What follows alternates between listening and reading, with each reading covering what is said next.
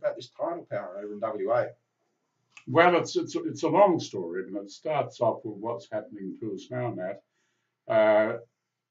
People are going to be very angry if we don't do something big about generating more electric power, not just storing it up, but generating it fairly quickly, because otherwise we'll be turning the light switch and nothing will come on, and that will be it. With all the new population coming into the country, they'll certainly need it. We'll need it, won't we? Yeah, we will need it. And we will indeed do it. Now, just to go back to what's been said lately here,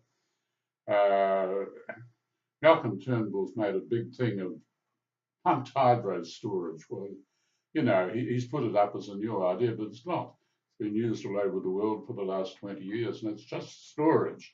It's just that. So, yeah, that's the weakness with it, is it that it's just, it doesn't actually generate any power? It doesn't actually, it loses power. You lose about 30% of the power by pumping it up before it comes So our down. Prime Minister's brilliant idea isn't so brilliant after all. No, it really isn't. It's useful in the way you can store power and bring it out at a more time when it's more expensive or something like that. But it's not going to solve No, it's not going to solve anything. What we need is a big new source of renewable power that's reliable. Now, that's okay. Well, we've got solar and we've got wind. They're intermittent. Everybody knows that, so there's a problem. Gas, well, you know, it's a polluting thing anyway. The tides are the only thing that can do it. But aren't there a lot of technical problems involved with this sort of thing? Yeah, well, there are, but they're being solved. About 10 years ago, they looked very carefully at the tides in the Kimberley, that's where it is, the northwest coast. And they said, yeah, sure. I'm talking about world authorities now, the World Energy Council. There are 200 countries on that. And they said, this is one of the best places in the world to generate electric power from tidal. Because the tides... One of the best places in the whole world. Yeah, the tides there are 12 metres. Just imagine that. It's nearly 40 feet. That's a bloody big tide, I can tell you. Yeah. It's nearly the height of a 3-story building. Okay, right. Well, it's there. Can you get it? Yeah, there are lots of places there. If people look at the map, they'll see that northwestern coast. We'd call it deeply serrated. There are all sorts of little inlets and bays all over it. Yeah, it's a wiggly coastline. Very wiggly coastline, and that's the key to it. Because only 2 of these 2 bays not very far north of Derby.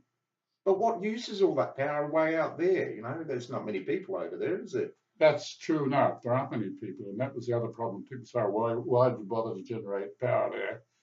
And we're talking from those 2 inlets alone, more power than the Snowy generates at its peak. Well, that's pretty enough for over 1 million. But what do you do with it? Yeah, well, that's where the new technologies now come in. There's now a new way of transmitting power. It's called high voltage direct current. Direct current? Yeah, direct current. What we get is on the mains is alternating current with direct current. I won't go into the technical side, but it's different. And so what's the advantage of it? Well, it can be transmitted over long distances without fizzling out. That's the main, one of the problems with ordinary power is it's got a thing called line loss. Line loss. Oh yes, we've all heard of line loss. Yeah. And that means that it would have been impossible to transmit the power to Adelaide, where it has to connect with the Australian grid. So what, there's no line loss for DC? Or? Yeah, there's a little bit of line loss, but not very much. Right, okay. So that makes it actually viable to send the power off to other places. It does, yeah. There's one being built from the Chinese now. They've got several of them already, but they're getting a new one that can go 4,000 kilometres.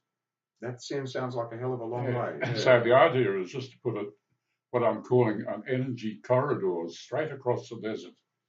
What, to Adelaide? Yeah, to Adelaide, yeah. Now people say, across the desert, wow, that's a big deal. But think about it. You don't need any bridges. The land's worth nothing. The land's already there for years. And just a lot of shifting sands. That's a lot of shifting sands. So you've got to build a road, obviously, which could be used as a tourist road as well.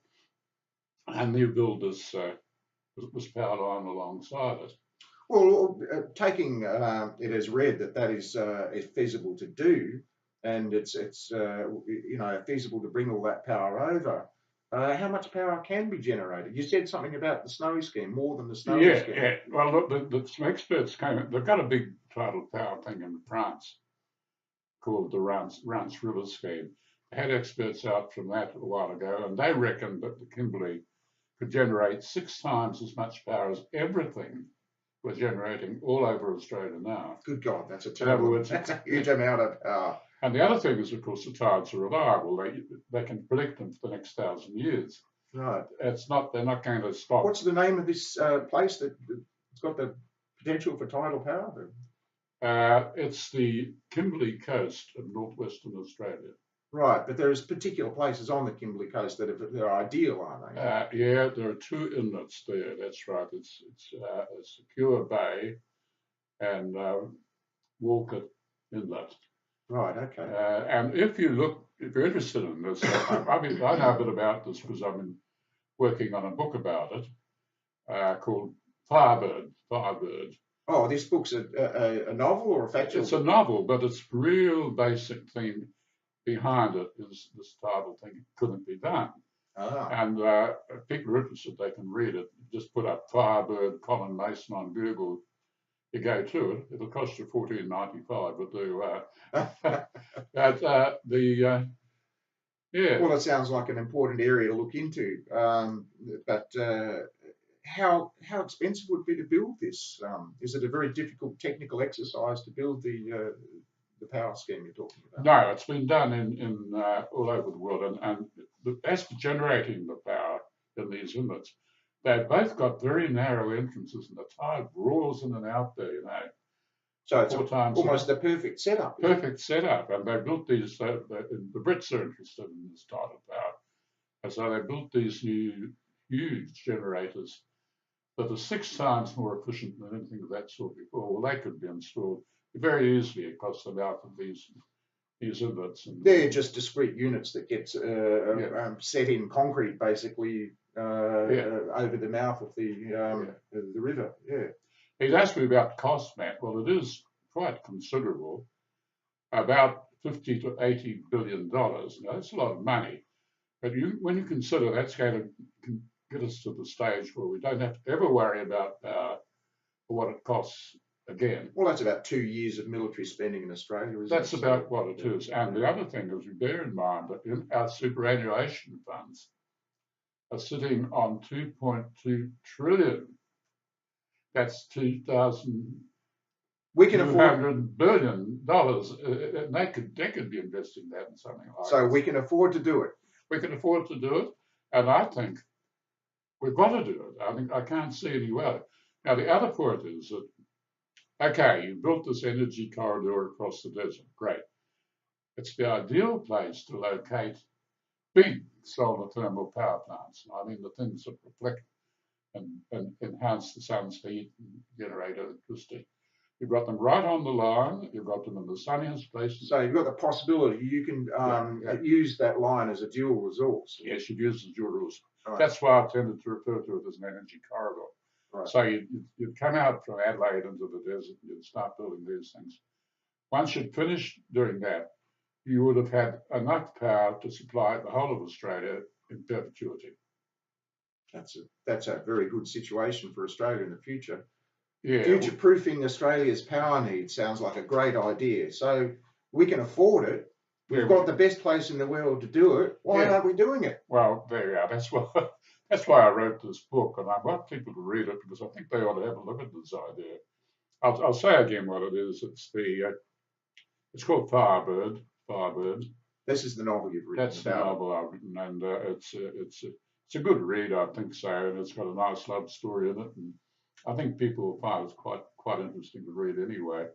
But it does give them the gem about this tidal power, and the more people in Australia understand that we could do this.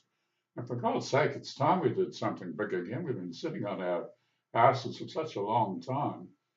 Not doing anything. That is true. We've been fiddling around doing next to nothing except for meddling in other people's affairs. So it's time we did something. There's no doubt about that. So I'd like anybody that that hears this, thinks it's possibly a go, look into it yourself. You Google it and look it up, and so you'll find out that it's all there. then get onto your member of parliament or other people and nag them until they do something about it. Well, Colin, it's been very interesting to talk to you about that. That's opened my eyes about this concept of future-proofing Australia from its electricity needs, and I think I'll be looking into it. Thanks very much, Matt, and nice to talk to you. Nice to talk to you too. Right.